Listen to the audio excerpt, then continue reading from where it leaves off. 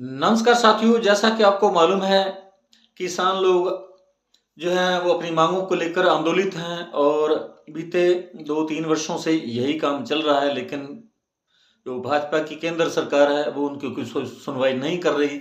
और जैसा कि शंभू बॉर्डर पर भी जो पहले भी मैंने आपको वीडियो में बताया था, वहाँ पहले से ही काफ़ी संख्या में लोग, किसान लोग हैं, वो लगातार बैठे हुए हैं। वो प्रदर्शन कर रहे थे, लेकिन वो शांत बैठे थे। उन्होंने कोई किसी प्रकार की सरकारी संपत्ति को कोई नुकसान नहीं पहुंचाया। लेकिन अब फिर से तीसरी बार जब प्रधानमंत्री नरेंद्र मोदी ने सत्ता संभाली है, उसके बाद उन्हें फिर से ये लगा कि हो सकता है जो प्रधानमंत्री नरेंद्र मोदी ने उनके साथ वादा किया था, एमएसपी की गारंटी देने का वादा किया था, और जो किसानों के विरुद्ध मुकदमे पंजीकृत हुए थे वो वापस लिए जाएंगे। और इसलिए वो कहीं ना कहीं यही उम्मीद पाले बैठे थे। और अभी कुछ दिन पहले जो लगभग 10 से 12 किसान संगठनों ने ये ऐलान किया कि अब वे दिल्ली कूच करेंगे, दिल्ली जाएंगे और केंद्र सरकार से बात करेंगे। और उन्हें उम्मीद थी कि केंद्र सरकार का कोई प्रतिनिधि मंडल उनसे वार्ता करेगा, उनकी मांगों पर गौर किया जाएगा और कुछ ना कुछ उन्हें हासिल होगा। लेकिन ऐसा नहीं हुआ। केंद्र की जो ढीठ है, सरकार है, मोदी सरकार है, भाजपा सरकार है, वो अभी तक टस से मस नहीं हुई। जबकि किसान लोग, कितने ही लोग मारे जा चुके हैं, उनकी मौत हो चुकी है, शहीद हुए हैं किसान लोग। और तब भी जब उनकी मौतें हुई, तब भी कि प्रधानमंत्री नरेंद्र मोदी बिल्कुल मौन धारण किए हुए थे। एक शब्द भी उनकी मौत पर, किसानों की मौत पर नहीं बोले थे। और जैसा कि मणिपुर में जिस प्रकार हिंसा हुई, वहाँ बहुत सारे लोग मारे गए, और उस पर भी नरेंद्र मोदी प्रधानमंत्री एक शब्द भी नहीं बोले। ऐसा लग रहा है मानो वो देश के नागरिकों को कोई दुश्मन जैसा उनके साथ व्यवहार कर रहे हैं, उन्हें अपने देश का नागरिक ही नहीं मान रहे। और इतना तानाशाही और इतना घमंड, इतना अहंकार और इतनी ईगो उनके अंदर नजर आ रही है। जबकि देश के लोगों ने, देश के नागरिकों ने ही उन्हें इस कुर्सी पर बिठाया है, लेकिन वो किसी की बात नहीं सुन रहे। और अब जब शंभू बॉर्डर के किसान जो हैं, संयुक्त किसान मोर्चा के जो अध्यक्ष हैं स्वर्ण सिंह पंढेर, उन्होंने भी कुछ दिन पहले ऐलान किया था गुरु तेग बहादुर के शहीदी दिवस मनाने के लिए वो दिल्ली जाएंगे। और इस बहाने हो सकता है केंद्र सरकार जो है वो इस बात को, जो किसानों का जो एमएसपी की मांग है उस पर उनसे वार्ता करेगी। और जो कृषि राज्य मंत्री हैं, उन्होंने भी कहा था कि अगर जो किसान लोग हैं वो पैदल यात्रा करके दिल्ली पहुंचते हैं तो उनका स्वागत है और वो वाहन लेकर न आए। और इस बात से भी किसानों ने समझा कि ये उन्हीं की तरफ इशारा है और इसलिए हमें पैदल ही चलना होगा। और उन्होंने इसीलिए 6 दिसंबर का दिन जो है पैदल मार्च का तय कर दिया कि 6 दिसंबर को दिल्ली जाएंगे। लेकिन जैसे ही आज जो संयुक्त किसान मोर्चा के लोग हैं, किसान लोग हैं, जो शंभू बॉर्डर पर लंबे अरसे से बैठे हैं, जैसे ही उन्होंने हरियाणा की सीमा के अंदर प्रवेश किया, उससे पहले ही कहीं ना कहीं हरियाणा पुलिस को ऐसे दिशा निर्देश केंद्र सरकार की तरफ से मिल चुके थे कि किसी भी सूरत में शंभू बॉर्डर पर बैठे पंजाब के किसान लोग हैं वो दिल्ली की तरफ ना बढ़ पाए। और इसीलिए इतने पुख्ता इंतजाम किए, जगह जगह पर बैरिकेड्स लगाए गए, कंटीले तार लगाए गए, बड़े बड़े सीमेंटेड ब्लॉक रखे गए कि वो किसी भी सूरत में दिल्ली की तरफ आगे ना बढ़ सकें। और आज उनके साथ झड़पें भी हुई, पुलिस ने, वहाँ भारी पुलिस बल तैनात था, उन्होंने अश्रु गैस के गोले भी दागे। और इस बात पर सुने स्वर्ण सिंह पंढेर ने क्या कहा। इस वक्त में विशेष तौर पे बात करने के लिए पंढेर साहब हमारे साथ में हैं। सर, क्या बातचीत हुई है? देखिए, हमने उसके सामने प्रस्ताव रखा है, या पीसफुली जथा जाने दीजिए या वार्ता शुरू कीजिए। उन्होंने कहा कौन सा, मैं बोला कम से कम खेती मंत्री तो होना चाहिए और मंत्री होने चाहिए। किसान मंत्री? हाँ, कृषि मंत्री होता बात तो वही करेगा। अगर कोई और भी ऊपर का मंत्री वार्ता करे हमें कोई आपत्ति नहीं है। उन्होंने मांग पत्र मांगा, बोला एसपी की व्हाट्सएप पर भेज देंगे, ठीक है। अब वार्ता के लिए वो तैयार है नहीं तैयार है, उनकी चिट्ठी आती नहीं आती है ये तो वो बताएंगे।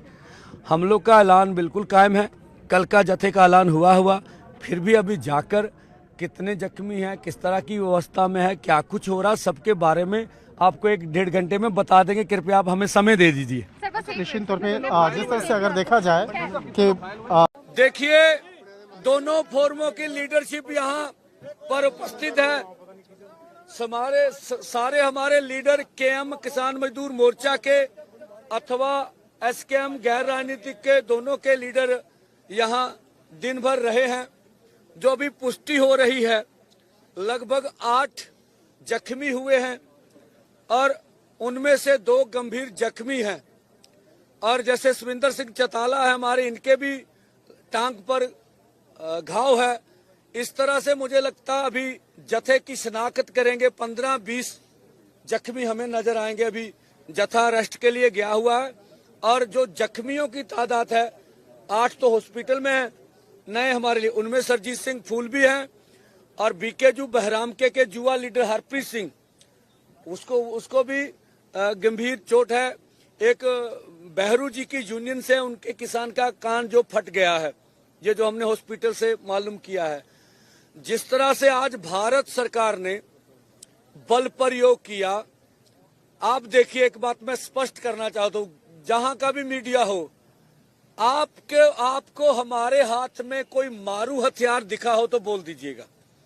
कोई मारू हथियार आपने देखा जो हमारे ऊपर इल्जाम लगाए गए। इतनी बड़ी, नीचे भी बहुत से लोग थे, हजारों लोग दूसरी साइड पर खड़े थे। हमने बिल्कुल डिसिप्लिन भंग नहीं होने दिया। 101 का जत्था गया था, वही आगे गया और 101 का जत्था अपनी कोशिश करके, जो भी कोशिश उनसे हो सकती थी, उनने कोशिश करके आगे बढ़ने की कोशिश की है। हमें मालूम था अभी भारत सरकार ने जो प्रबंध कर लिए हैं, जैसे अर्धसैनिक फोर्स तैनात रखी है, जिस तरह से ड्रोनों का प्रबंध कर रखा है, जिस तरह से उनके पास जो साजो सामान है, ठीक है, उसकी ड्रिलिंग की है, वो हम लोग उसको तोड़ के आगे जाने में असमर्थ हैं, ये हमें मालूम था। हम तो देश दुनिया को दिखाना चाहते थे। जो केंद्र के झूठे मंत्री, जो राज्यों के भाजपा के झूठे मंत्री ये चिल्ला कर चैनलों पर बोलते थे कि आपके ट्रैक्टर ट्रॉली से आपत्ति है, आप ट्रैक्टर ट्रॉली छोड़कर दिल्ली आ जाइए। और ये उच्चतम न्यायालय में भी दोनों सरकारों ने कहा, सर्वोच्च न्यायालय में भी कहा। तो ये आज देश जवाब मांग रहा है कि क्या अगर पैदल जत्था दिल्ली की ओर रवाना हो जाता तो हम स्वयं प्रधानमंत्री जी से सवाल करना चाहेंगे, वो आए बताएं कि उसका देश को नुकसान क्या होना था और हमारे साथ एक दुश्मन देश जैसा व्यवहार क्यों कर रही है सरकार।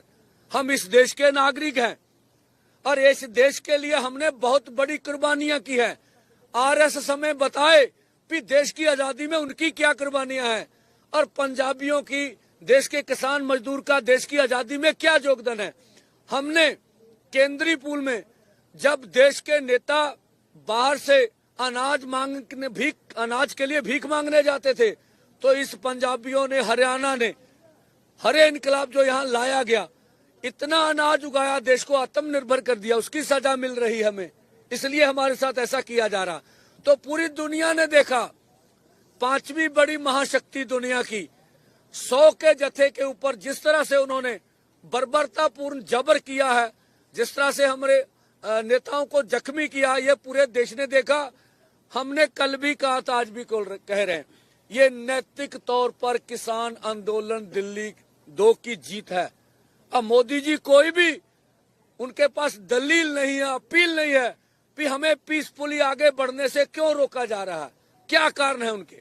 दूसरा, जो फोरमों ने निर्णय लिया है, जिस तरह से हमारे आदमी जख्मी हुए हैं और जो वार्ता के लिए उधर से हमें बोला गया था, हमारी बात सुन लीजिए।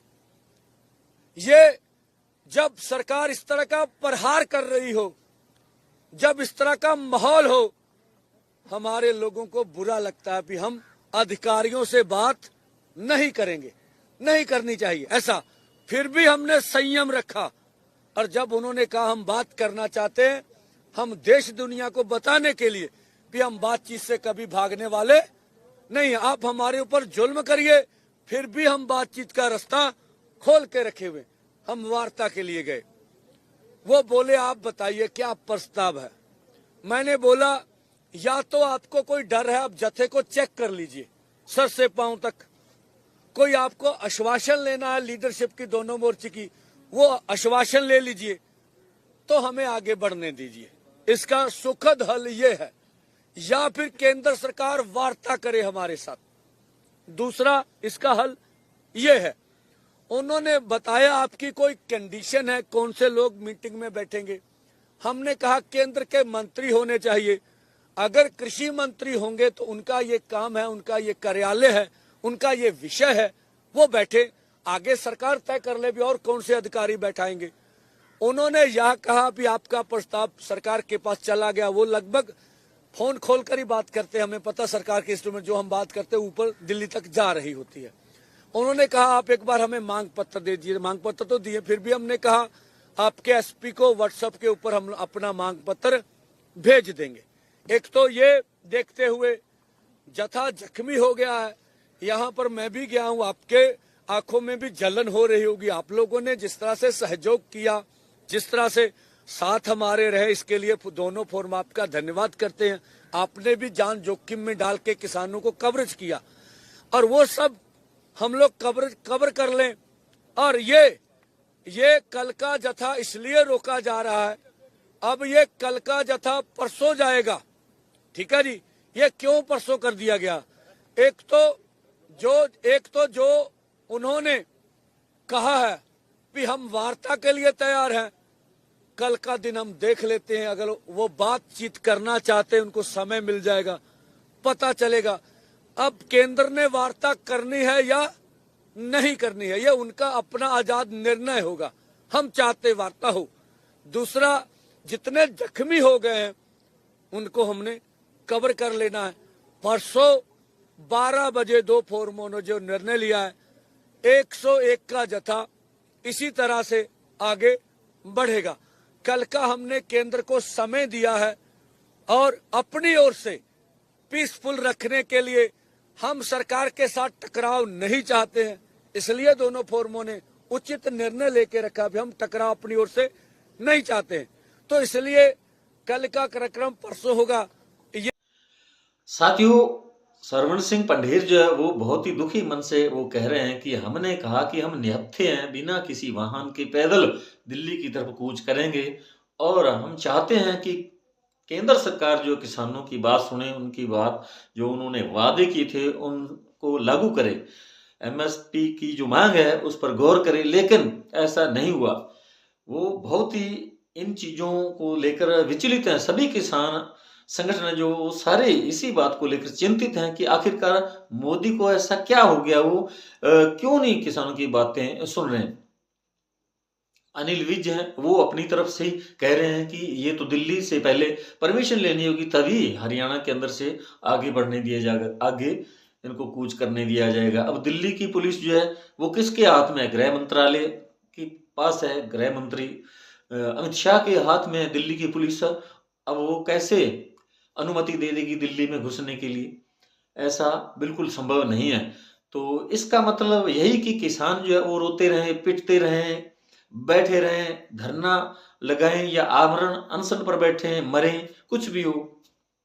यानी ऐसा सौतेला व्यवहार, दुश्मनों जैसा व्यवहार जो है किसानों के साथ किया जा रहा है। जैसा कि सरवण पंढेर भी कह रहा है कि हम देश के नागरिक हैं, हम देश के किसान हैं, अन्नदाता हैं, हमारी बात ही नहीं सुनी जा रही। तो बात किसकी सुन रहे हैं मोदी जी?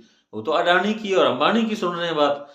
उनके तो लाखों करोड़ों रुपए जो कर्ज है वो भी माफ किए जा रहे हैं, एनपीए किए जा रहे हैं, लेकिन किसानों को एमएसपी की मांग नहीं दी जा रही है।